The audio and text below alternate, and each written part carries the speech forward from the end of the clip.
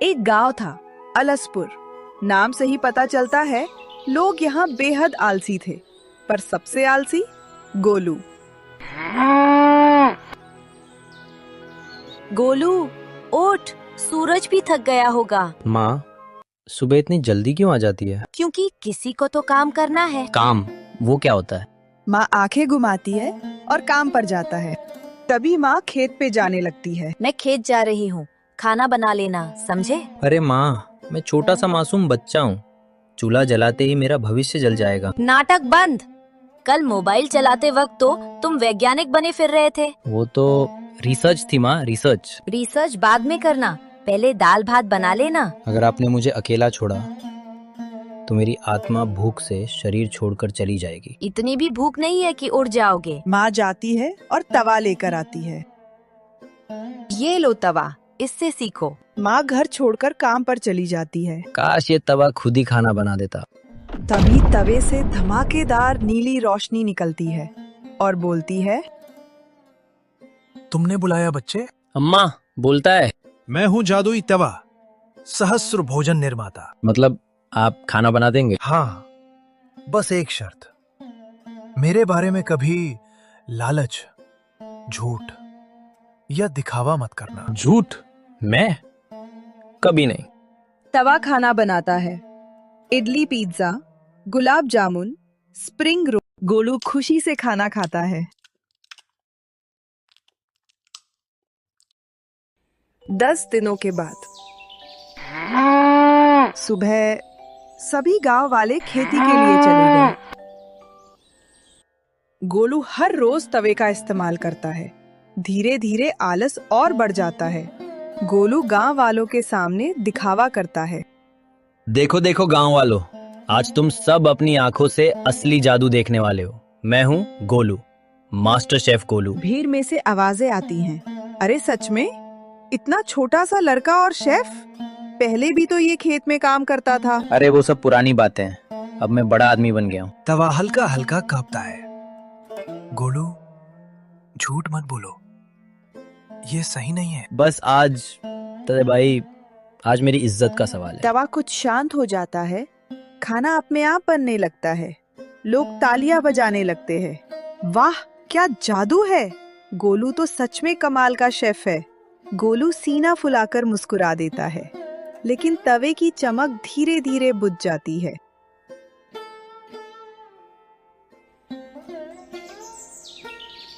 अगले दिन गांव में खबर फैलती है। मैंने देखा बोलने वाला तवा। लाओ लाओ, हमें भी चाहिए। गांव में अफवाह फैलती है, गोलू के पास जादू है और सबको ये खबर खेलते फैलते राजमहल तक पहुंच गई। एक मोटा, डरावना, हमेशा भूखा राजा, जिसने अपनी सेना, भूतोली सेना से खाने की चीजें लूटने की आदत डाल रखी है। मंत्री भक्ता व राजा के पास आया। महाराज, एक लड़के के पास जादुई तवा है। जादू, खाना, तवा सब मेरा। मुझे चाहिए वो तवा। राजा को भी वो चाहिए, इसलिए वो रात को गोलू के घर में चोरी करना चाहता है। राजा और उसकी भूतिया सेना गोलू के घर पर जाना लगता है।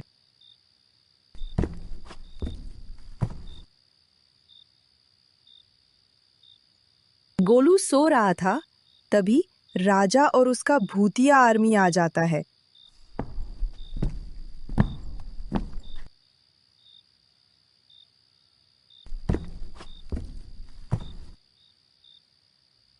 गोलू नींद से उठ जाता है।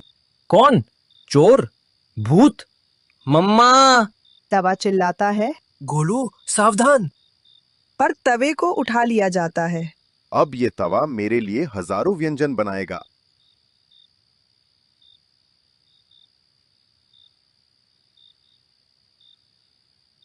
गोलू तवे को बचाने की कोशिश करता है। उसे धक्का देकर गिरा दिया जाता है। गोलू पहली बार गुस्से में। मेरा तवा राजा चोरी करके ले गया। अगली सुबह गोलू अपने दोस्तों को बताता है, तवा को बचाना ही होगा। तुम अकेले नहीं जाओगे, मैं भी चलूंगी। मैं बहुत डरता हूँ। पर दोस्त के लिए डर भी चलेगा। तीनों जंगल में घुसते हैं। हवा तेज चलती है।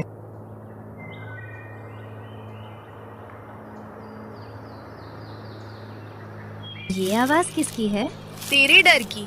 अचानक झाड़ियों में हलचल होता है। भूत! नहीं, खरगोश।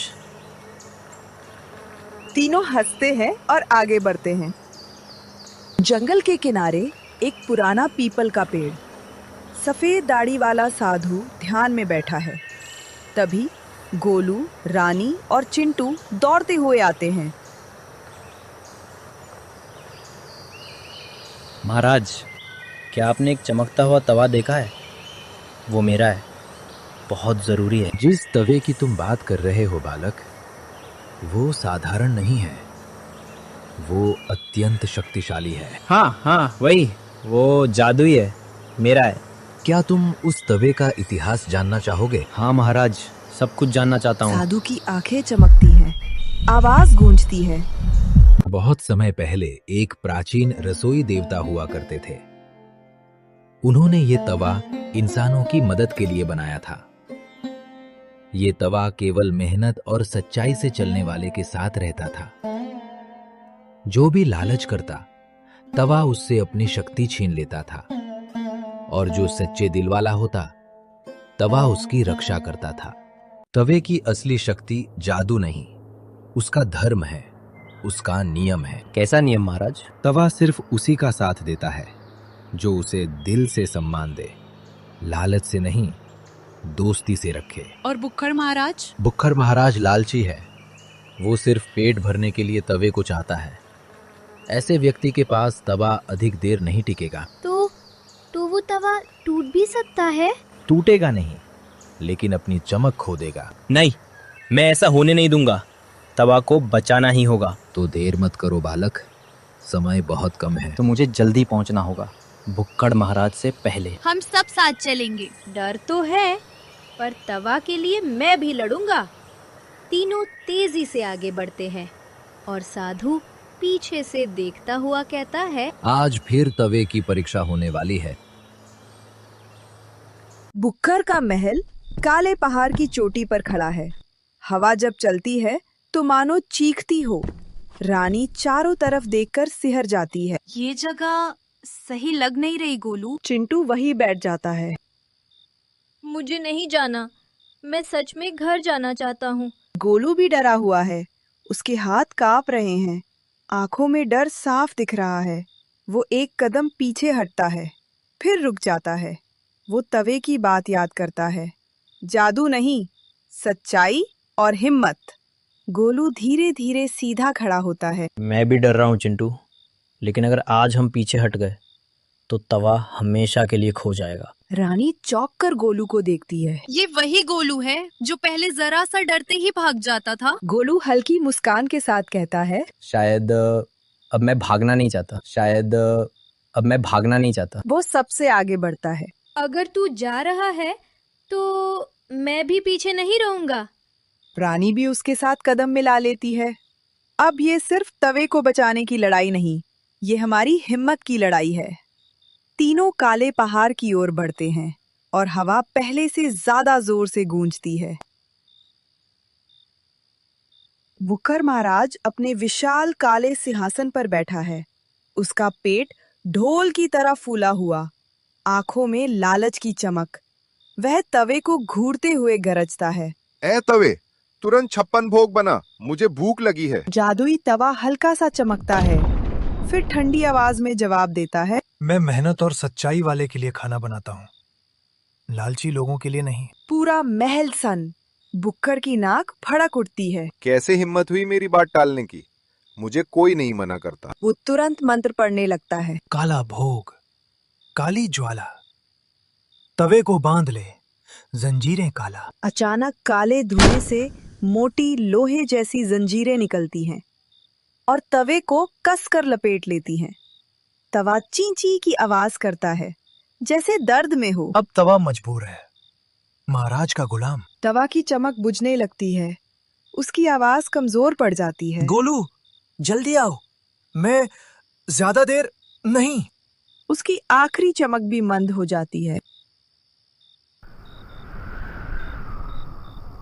महल की दीवारों के पीछे कहीं दूर गोलू, रानी और चिंटू पहाड़ चढ़ते हुए दिखाई देते हैं और हवा जैसे उनका नाम पुकारती है। गोलू और उसके दोस्त भूतिया बंगले पर जाता है। तभी बुक्का राजा भी आ जाता है। दोनों आमने सामने होता है।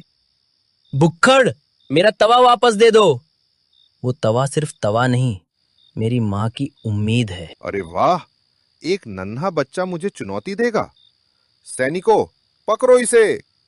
गोलू और उसके दोस्त भागने लगता है। पीछे से भूतिया सेना भी आ जाता है। राजा को गुस्सा आता है और असली चेहरा दिखता है।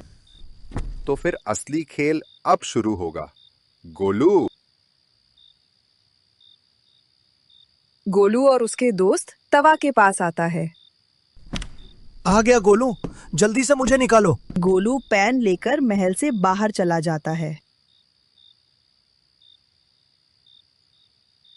सुनो दोस्तों, तुम लोग आगे चले जाओ, मैं पीछे से भूतों का ध्यान भटकता हूँ। तुम अकेले कैसे करोगे? मैं कर लूंगा, तुम लोग जल्दी जल्दी जाओ। इतना सुनते ही रानी और चिंटू जल्दी जल्दी जाने लगते हैं। अब मेरी पाली, इस भूत को तो मैं देखूंगा। गोलू आगे बढ़ रहा था और तभी भूतिया सेना भी आ गई।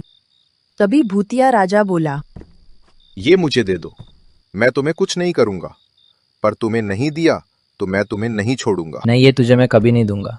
ये तुम जैसे के लिए नहीं है। मैं मर जाऊंगा, पर ये तुम्हें कभी नहीं दूंगा। हाँ, सुनते ही भूतिया राजा और राक्षस बहुत गुस्सा हो जाता है। गुस्से से आगे बढ़ता है, फिर पैन हवा में उड़ने लगता है और जादुई किरण निकलती है। किरण भूतिया राजा और उसकी सेना को पूरी तरह से नष्ट कर देती है। तुमने मुझे बचा लिया। गोलू अब घर जाने लगता है। अगली सुबह गांव में गांव वाले गोलू को इंतजार करते हैं। गोलू अपने घर में माँ के साथ होता है। तू बड़ा हो गया है बेटा, माँ, मैंने सीखा है, अब मैं मेहनत भी करूंगा। और झूठ नहीं बोलोगे। कभी नहीं। गोलू, याद रखना, जादू मेहनत की जगह नहीं ले सकता, लेकिन अच्छे दिल को हमेशा ताकत देता है। आप मेरे गुरु। सभी गांव वाले गोलू की प्रशंसा करते हैं। इस तरह गोलू ने सीखा कि लालच और झूठ कभी फायदा नहीं देते और सच्चाई और मेहनत हमेशा जीतती है।